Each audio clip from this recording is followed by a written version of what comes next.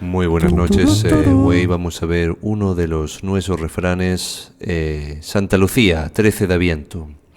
Hasta la reforma del calendario gregoriano del siglo XVI, la celebración de Santa Lucía coincidía con el solsticio invernal. De ahí su referencia abundante en el refranero, como día en el que empieza a crecer nuevamente los días. Tales refranes remontan por lo tanto a la época medieval, cuando tenían pleno sentido. Gallardo 2004.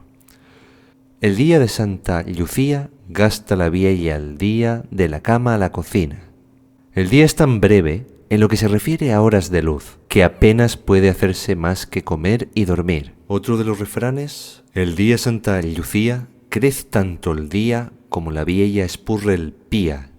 Crece tanto el día como la vieja estira el pie. Este refrán alude al apenas perceptible aumento del tiempo de luz solar del solsticio invernal. Véase pía como variante asturiano occidental de pie por alternancia fonética ie-ia en este tipo de secuencias bifonemáticas, que es lo que precisamente permite lograr la rima del refrán.